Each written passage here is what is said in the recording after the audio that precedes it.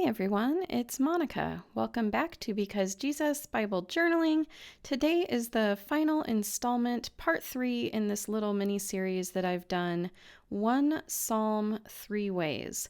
And we have been in Psalm chapter 90. This is the third video in the series. You can check out the first two over on my channel. They're the two videos that were released directly in front of this one.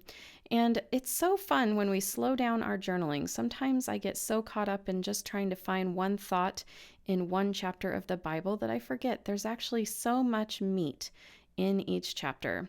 So today, for instance, I am journaling Psalm 90, verse 4 and verse 12. It says, "For 1,000 years in your sight are but as yesterday when it is past, or as a watch in the night.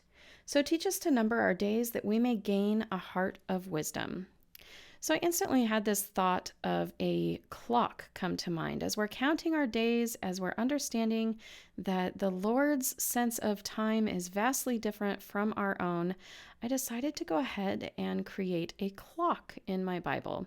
Now I'm speeding through this part. It's a little bit hard to see. I'm trying to make my pencil marks really light so that I don't have to do a lot of crazy erasing. But basically, it took a lot of math and a lot of time, but it was really fun. And the whole time I was just praying and thinking about this thing, number our days.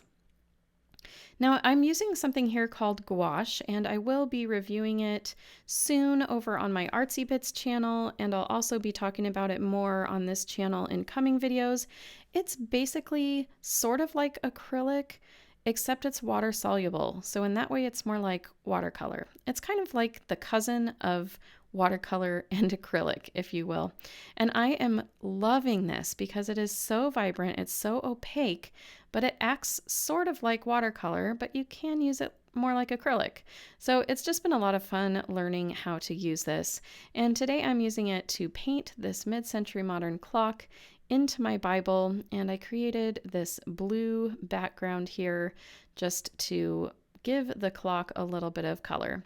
And I am working from a reference picture that I found online of a clock, and so I used that for some inspiration. It had this beautiful blue background, and then it had these orange balls surrounding it, so that's what I'm doing here.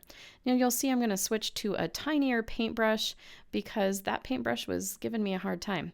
So I switched to a nice little one, and in this way I was able to make these little orange circles much easier.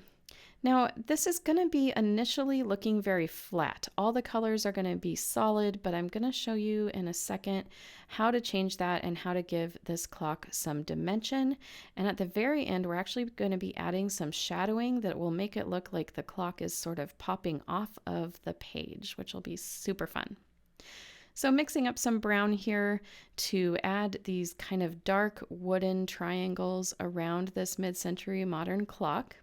And again, for now, they're going to be very flat, but in a second here, I will show you how we're going to add some depth and dimension onto the page. So again, if you're just joining me, this is part 3 of a mini series, One Psalm 3 Ways, Psalm 90.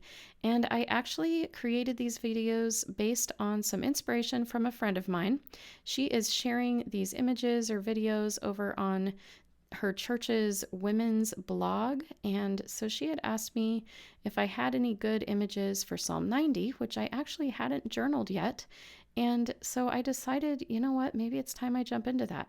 Sometimes when things like that are brought my way, it's because the Lord has treasures for me as well. So I've sure been thankful to be in Psalm 90, spending some time here, slowing my journaling down, looking for more than one nugget of truth, more than one treasure in a chapter of the Bible. Now, as you can see, I mixed up some yellow paint and added some highlights to those little orange balls, and that really made them look rounder, a little bit more spherical. And I did the same for that dark brown wood all around the edge. I added some lighter brown just on one side of it to make it look like there was a little bit of a light source happening. And then I mixed up some white gouache, and I definitely polluted it with a little brown, so I mixed up some more white, adding a little bit of water to make it a really nice consistency. And I'm going in and I'm just straightening up that star on the blue background that I was trying to be really careful to not damage as I was adding the blue, but I knew I was going to go back in with white later and layer it over. And that's one thing that's awesome about gouache is that you can layer light colors over dark colors, and it's just so much fun. I'm just really, really enjoying it. So here you can see I decided that I wanted those balls even to have a little more light on them.